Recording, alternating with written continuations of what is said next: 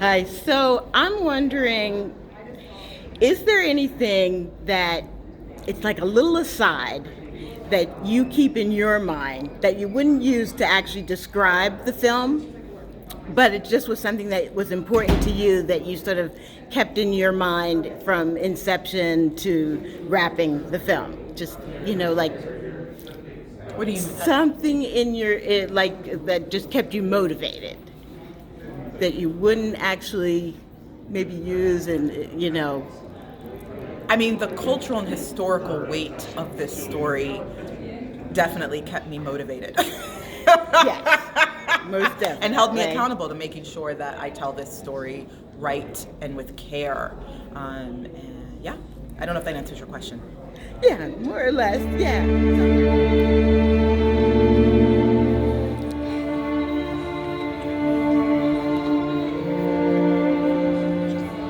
I'd like to welcome back to the stage Chinonye Chukwu.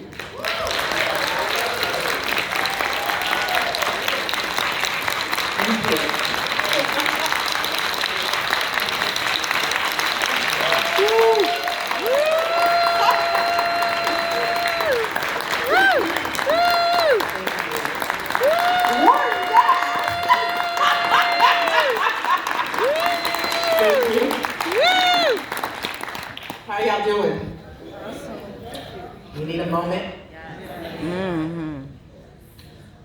I'll start. I want to ask you, what really strikes me when I look at your work, and one of the things that I think is really incredible, is you're a very visual filmmaker. And even when I first saw the film, I saw it with a journalist friend of mine who said, I love that some of the early scenes feel like a horror movie. They feel like you're setting up this piece of a horror movie where there's mounting tension when there shouldn't be. You know what I mean? Not that when you don't expect there to be, is a better way of putting it. And I'm curious what kind of your process is of storyboarding out and kind of figuring out the visual palette and the shot design for the film. Great question. It always starts with the story. You know, what is the emotional and psychological subtext that I want to bring out? Whose story is it? What is the emotional point of view that I want to favor?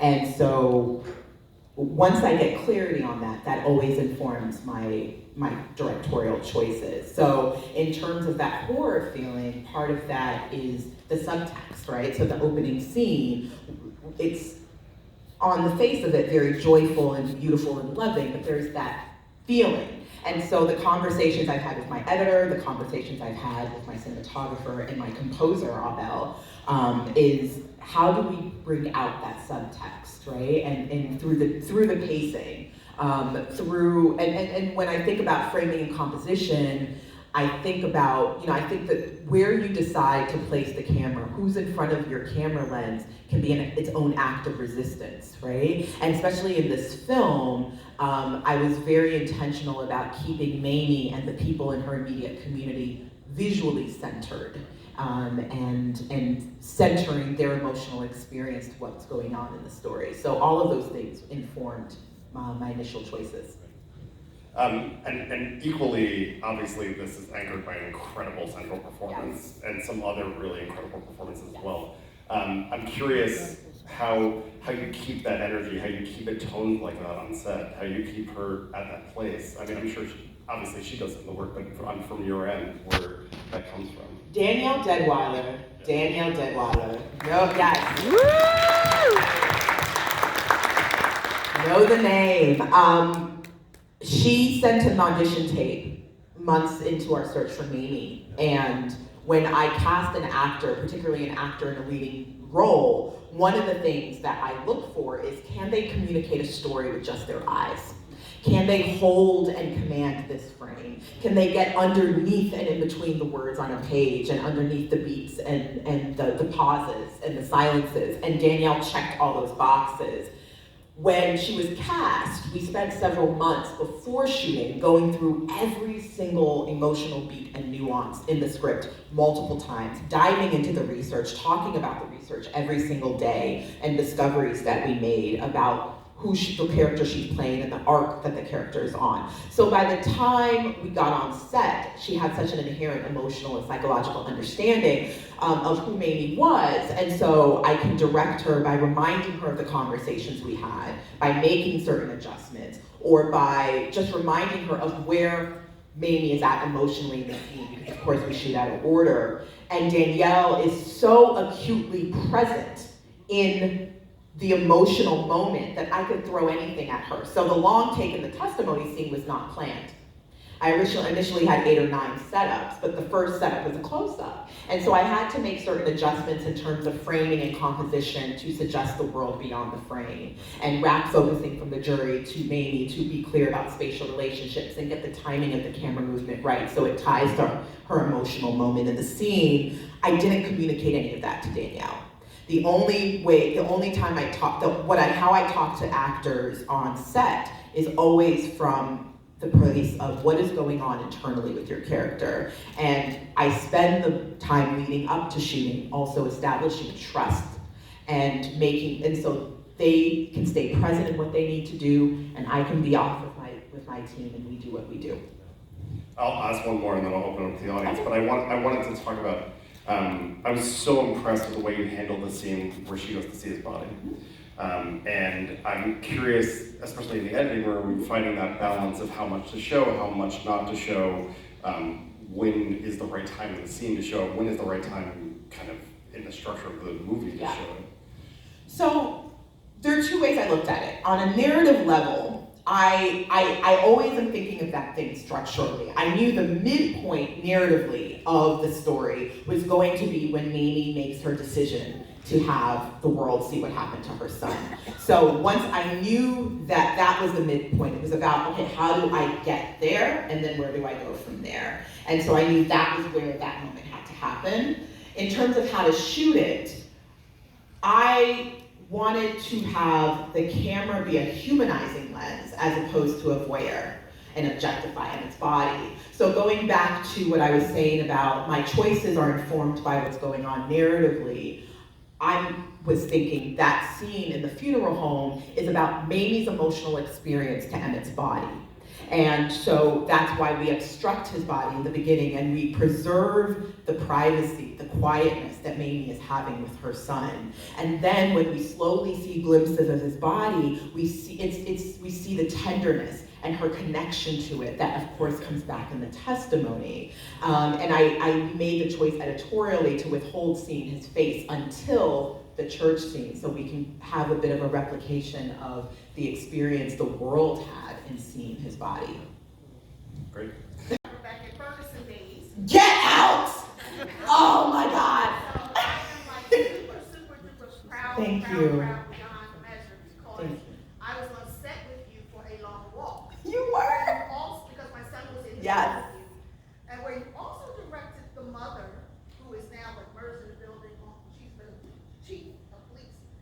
I don't know if you know that, we'll talk later. Anyway, so where you directed her as the mom to emote over her dead son when he jumped out the window. And it's interesting to have that parallel to from way, way back for a long walk to now with Mamie and her son. But here's my question for you, if I may, ma'am. How, you said it took how many years to get this done? Well, the producers, before they approached me, they've been working on trying to get this film made for almost 20 years. And then they approached me 3 years ago. Okay. And that's when I thought it was you for 20, but No. it's them for 20, because I was going to say, how would they keep that motivation up, especially when there are other movies about Emmett Till? Do you have any idea? Well, this is the first theatrical film about Mamie and Emmett. Yeah, Okay, yes, that was thank you. I taught, and the first place I taught when I was here in Philly was at Ferguson. I taught 3rd graders, and so that's the connection. Right here in the front. So the part where they had the son in the back of the Jeep, is that political to have possibly black people holding another black person down? It's fact. It's facts. Okay. It's fact. There were black men who worked for JW and Roy So he was asking if it was about the black men in the back of the truck who helped pin Emmett down after he was abducted, and that was fact, that there were black men who worked for JW and Roy who assisted them in Emmett's kidnapping. Thank you very much. Over here. Danielle Deadwyler is really wonderful. I wonder though, before you cast her, if you were trying to get a bigger name. So the question was, before you cast Danielle, were you trying to get a bigger name for the role? No, I wanted the best craft-driven actor for the role. Right here. First of all, congratulations. Thank you. Can you talk a little bit about the trial and your research and whether the words were taken verbatim from the transcript? So the question was about the trial and your research and whether the words in the trial were taken verbatim from the transcript.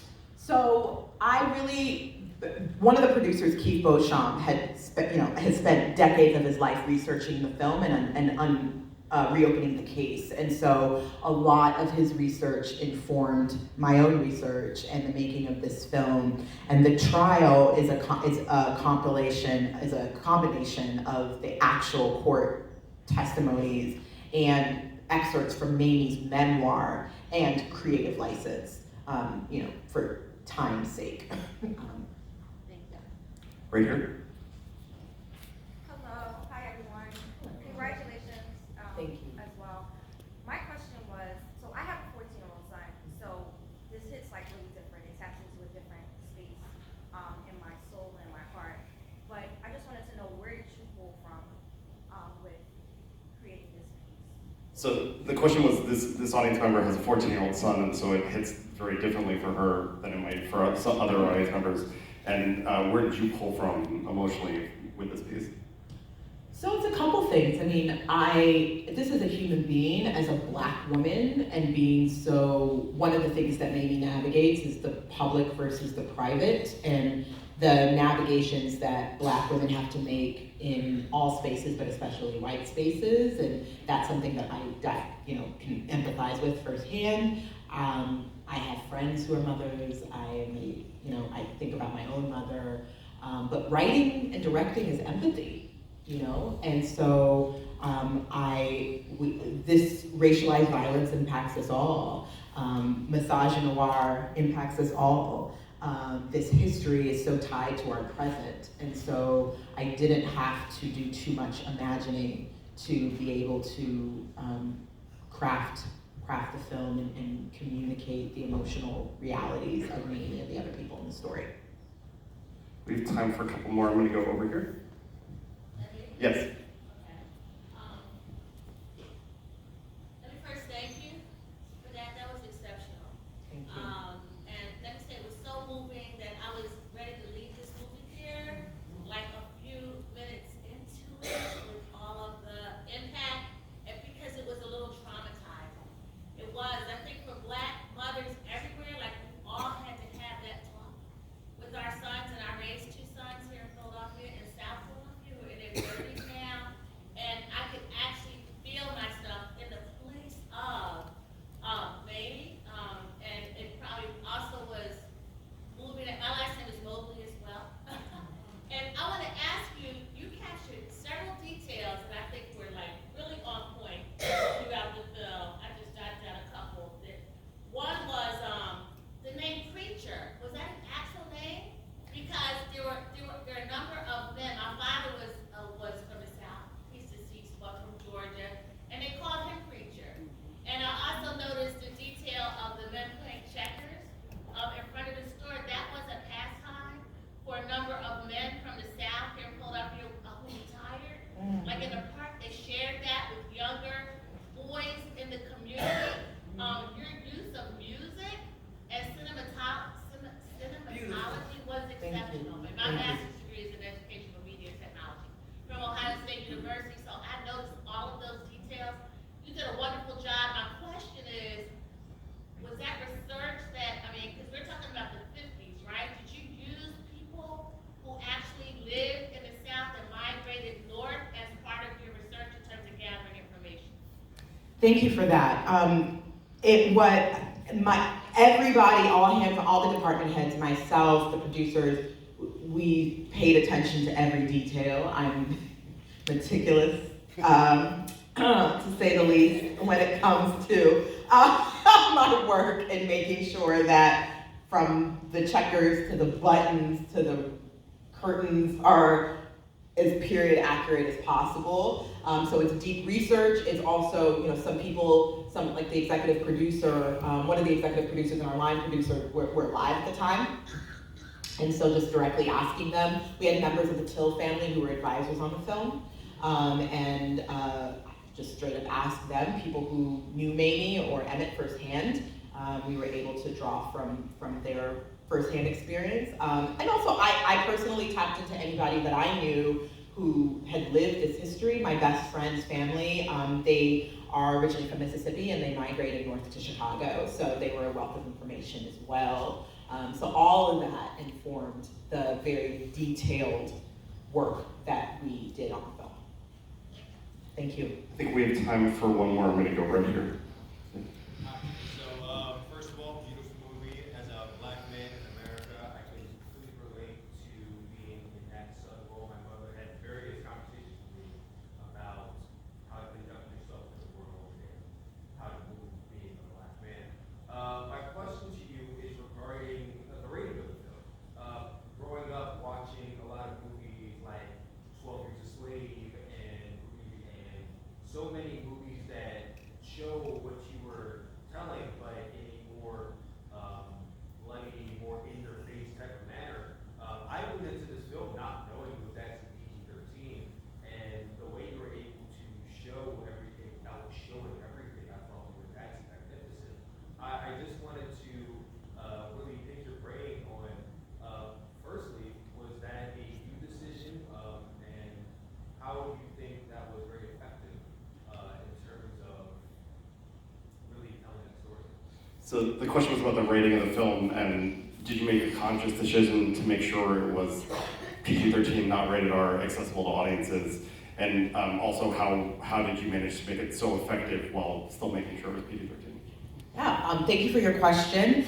When the producers first approached me, along with me telling them that if I were to do this, the story would have to be from Mamie's perspective about her journey. I also said I would only make this film if I don't show any physical violence inflicted upon Black bodies. It's not important to the story, and it also is a way to show care for the audiences and also care for myself as a human being and as a Black person in the world.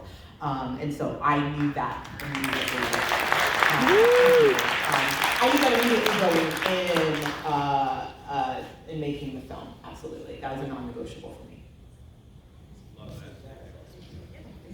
I think we have to wrap up, unfortunately, because we need the theater. But thank you so much for coming. Thank you so much.